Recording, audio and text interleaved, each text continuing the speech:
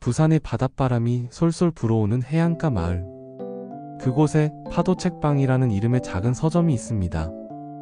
이 서점에서 일하는 29살 한서윤. 서윤은 늘 하루를 시작할 때 조심스레 낡은 흑백 사진 한 장을 꺼내 책장 뒤에 세워둡니다. 사진 속에는 젊은 여자와 아이가 활짝 웃고 있는데 서윤은 그들의 이름을 알지 못합니다. 왜냐고요? 그녀는 보육원에서 자라났기 때문입니다.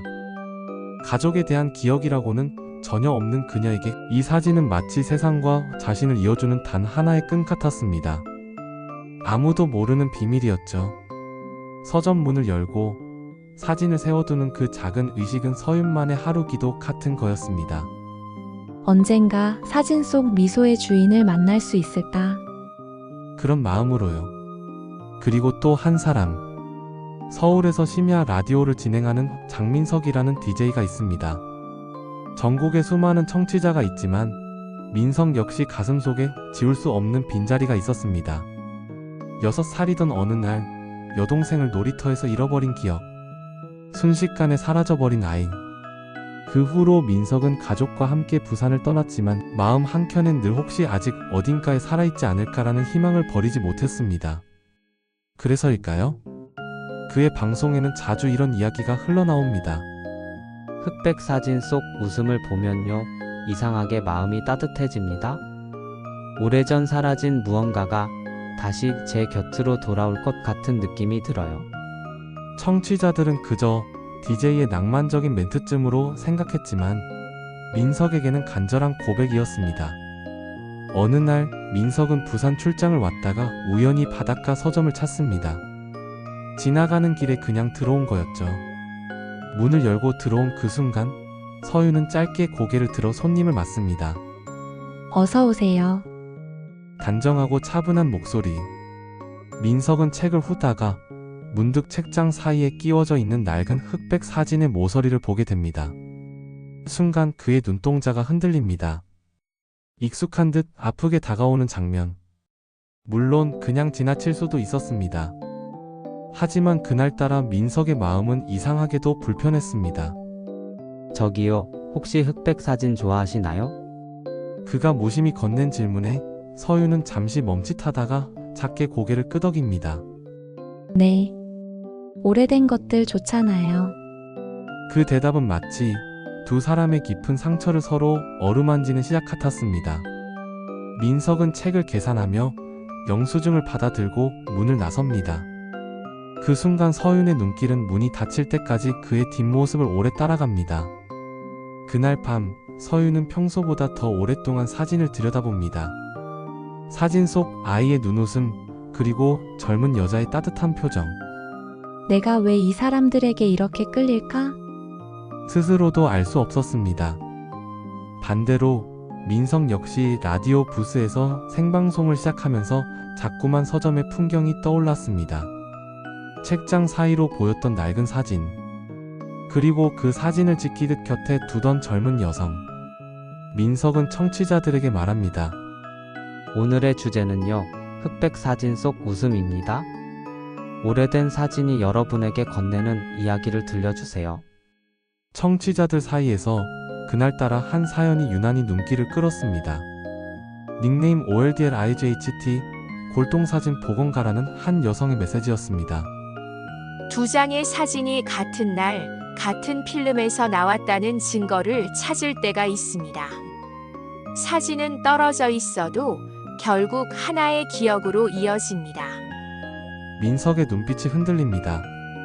그리고 운명 같은 연결고리가 막 시작되고 있음을 아직은 아무도 모릅니다. 다음날 오후, 서윤은 늘 가던 골목의 사진관을 찾습니다. 노미정이라는 이름의 동네에서 오랫동안 사진을 복원해온 여인. 세월이 얼굴에 고스란히 묻어있지만 눈빛은 여전히 날카롭고 따뜻합니다. 서윤은 가방에서 소중히 감싼 사진을 꺼내며 말합니다. 사장님, 이 사진 조금 더 선명하게 만들 수 있을까요? 사진을 받아든 미정은 잠시 말을 잇습니다. 젊은 여인과 아이가 웃고 있는 낡고 다른 흑백 사진. 가장자리는 이미 해져 있었고 사진 뒷면에는 오래된 테이프 자국이 남아 있었습니다. 미정은 조용히 고개를 끄덕입니다. 그래, 해보자꾸나. 근데 이상하네. 루페로 사진을 비추던 그녀의 손길이 멈춥니다. 사진 뒷면에 희미한 글자 조각이 보였던 겁니다. 테이프 밑에 숨어있던 반쯤 지워진 이니셜. 그날 밤 라디오 부스에 불이 켜지고 민석의 목소리가 흘러나옵니다. 오늘도 여러분과 함께합니다. 주제는 흑백 사진 속 웃음. 수많은 사연 중 낯익은 이름이 눈에 들어옵니다. 바로 노미정. 전화 연결이 되자 미정은 잔잔한 목소리로 말합니다.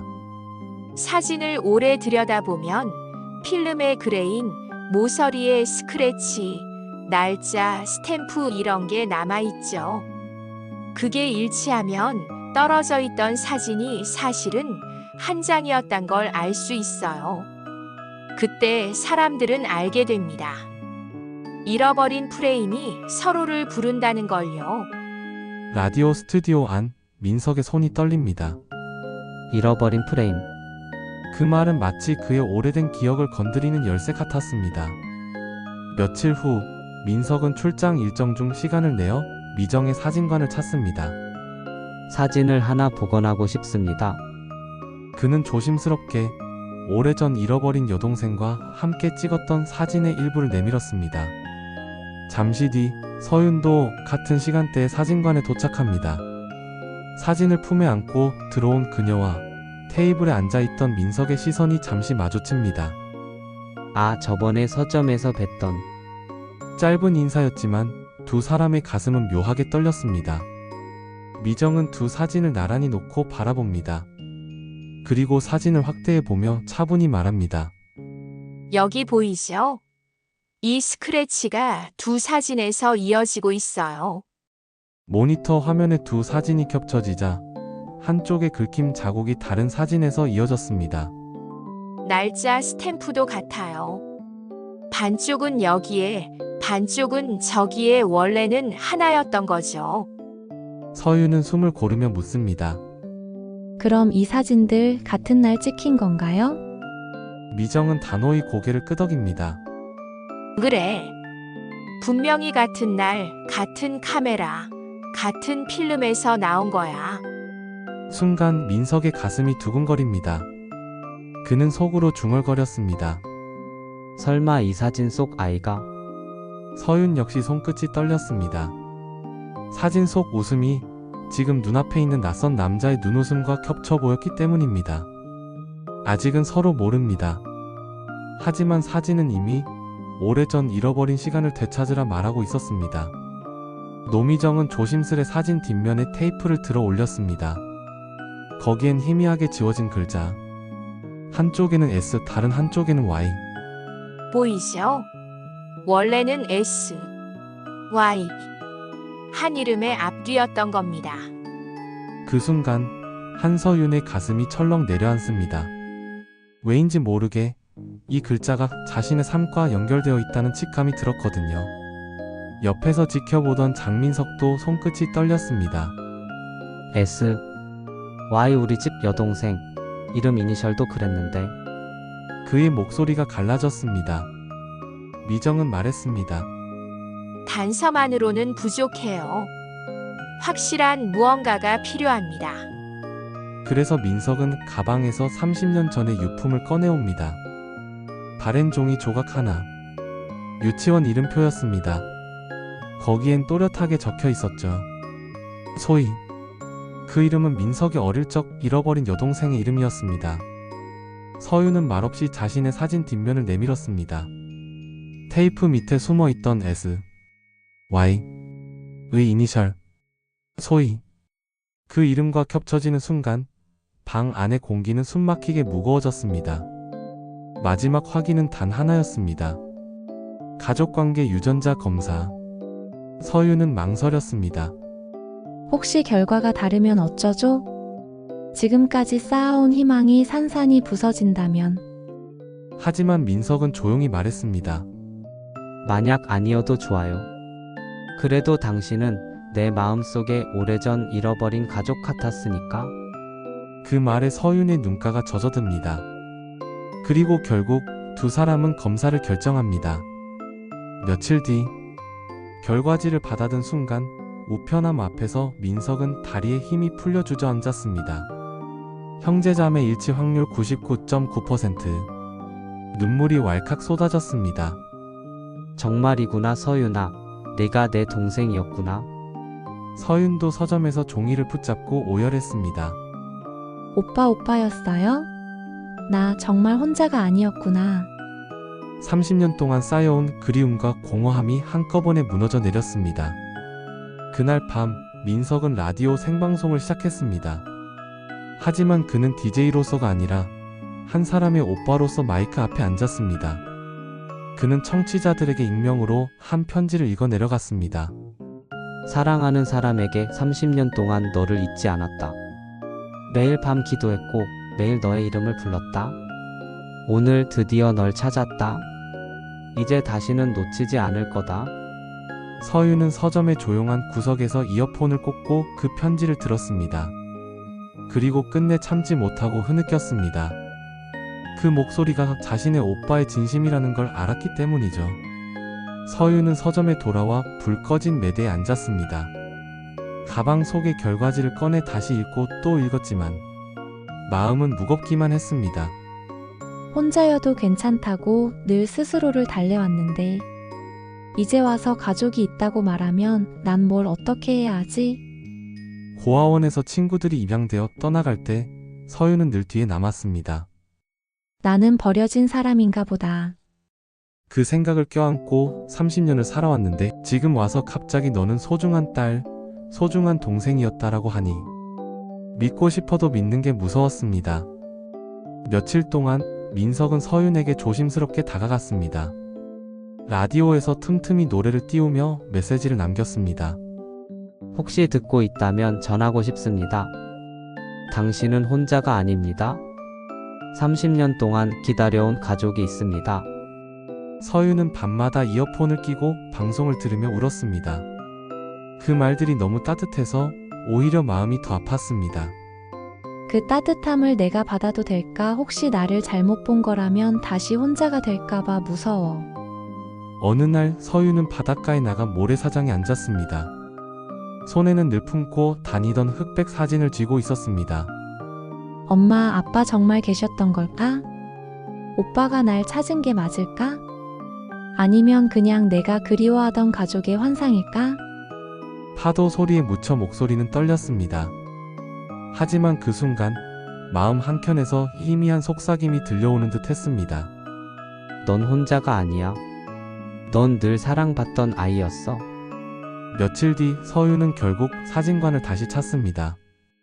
노미정 보건가 앞에서 사진과 결과지를 함께 내밀며 말합니다. 이게 정말 제 이야기일까요? 저는 혼자가 아니었던 걸까요? 미정은 그녀의 손을 따뜻하게 잡았습니다. 서윤 씨, 사진은 거짓말을 하지 않아요. 그리고 DNA도 거짓말을 하지 않죠. 이제 믿어야 해요. 당신이 그렇게도 원했던 가족이 바로 곁에 있다는 걸. 그 말에 서윤은 끝내 울음을 터뜨렸습니다. 30년간 굳게 닫아두었던 마음의 문이 조금씩 열리고 있었습니다. 1990년대 초 부산의 어느 작은 동네 놀이터. 당시 6살이던 민석은 여동생과 함께 놀고 있었습니다. 여동생의 이름은 소희. 미끄럼틀 위에서 카르르 웃던 아이. 모래를 한 움큼 쥐어 민석에게 내밀며 오빠 아파다 하던 그 웃음소리. 민석은 지금도 귀에서 그 소리를 생생히 들을 수 있습니다. 하지만 그날 아주 잠깐, 정말 눈을 돌린 단 1분 사이 그 웃음소리는 끊겼고 소희는 흔적도 없이 사라져버렸습니다. 경찰차, 수많은 이웃들, 부모님의 울음. 어린 민석은 아무것도 할 수 없었습니다. 그저 한 가지 말만 반복했죠. 내가 잠깐만 더 잘 봤더라면. 그 후로 민석은 자기 자신을 용서하지 못했습니다. 친구들이 넌 라디오 DJ가 꿈이라며? 라며 미래를 이야기할 때 그의 머릿속에는 언제나 한 목소리만 맴돌았습니다. 오빠, 나 여기 있어. 시간이 흘러 민석은 라디오 DJ가 되었습니다. 많은 청취자에게 위로와 음악을 전했지만 사실 그건 잃어버린 여동생에게 보내는 편지 같은 것이었습니다. 혹시 어딘가에서 이 방송을 듣고 있지 않을까? 내 목소리를 알아듣고 나를 찾아오진 않을까? 밤마다 마이크 앞에 앉으며 그는 늘 혼잣말을 했습니다. 소희야, 잘 지내고 있니? 오빠는 아직 널 기다리고 있어. 민석의 부모님은 시간이 지나면서 점점 지쳐갔습니다. 아버지는 일찍 세상을 떠났고 어머니는 하루하루 늙어갔습니다. 어머니의 마지막 말은 지금도 민석의 가슴을 찌릅니다. 민석아, 내가 살아있는 동안 소희를 꼭 찾아다오. 엄마는 그 얼굴 한 번 더 보지 못해도 괜찮아. 너라도 꼭. 그 부탁이 민석을 DJ의 길로, 그리고 끊임없는 기다림의 길로 이끌었습니다. 그리고 지금 DNA 검사 결과는 분명했습니다. 한서윤, 바로 그녀가 여동생 소희였습니다. 하지만 민석의 마음은 기쁨만으로 채워지지 않았습니다. 오히려 가슴이 저려왔습니다.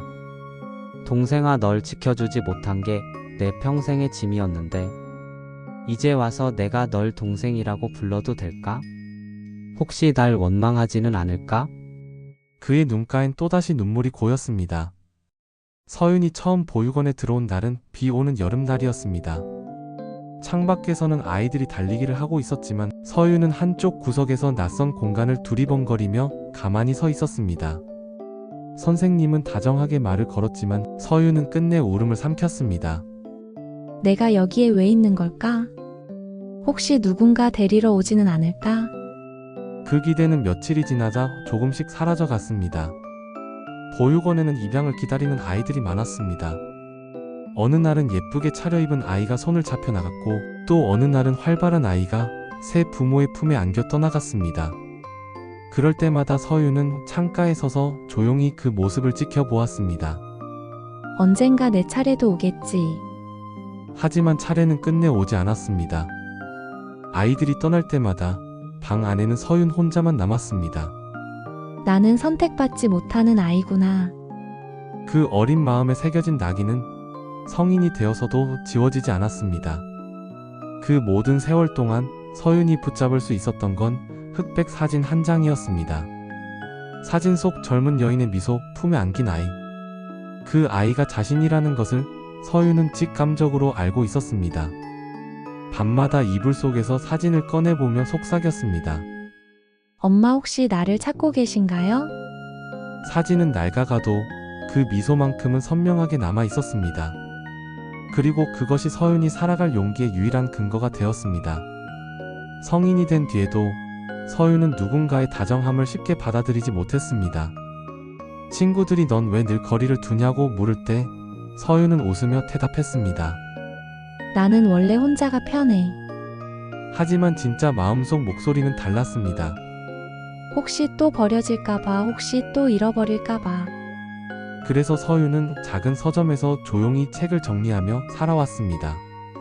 그곳에서만큼은 아무도 자신을 데려가지도 버리지도 않을 테니까요.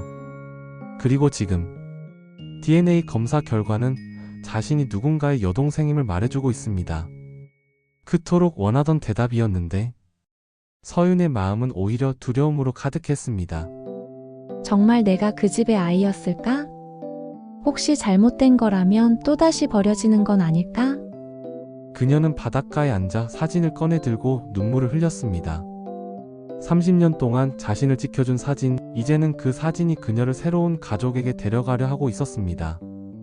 그날 밤 부산의 바다는 잔잔했습니다. 달빛이 모래사장 위에 얇게 깔리고 파도 소리가 낡은 라디오처럼 낮게 흘렀습니다. 서윤은 끊어진 숨을 고르듯 천천히 숨을 들이쉬었습니다. 가방 속에는 언제나처럼 흑백 사진 한 장이 들어있었죠. 사진의 가장자리는 해져 있었지만 그 웃음만은 또렷했습니다. 오늘 정말 가볼까? 자신에게 묻듯 중얼거린 뒤 그녀는 모래 위에 작은 발자국을 남기며 걸어갔습니다. 한편 민석은 손에 편지 한 통을 쥐고 바닷가로 향하고 있었습니다.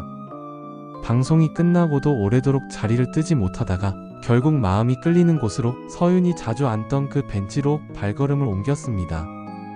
먼저 벤치에 앉아있던 것은 서윤이었습니다. 그녀는 바다를 바라보다가 뒤에서 다가오는 발자국 소리에 천천히 고개를 돌렸습니다.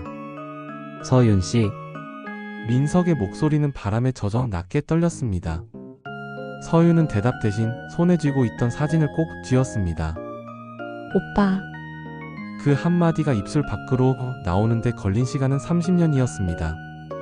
두 사람 사이로 바람이 한 번 지나가고 파도가 모래를 적셨습니다.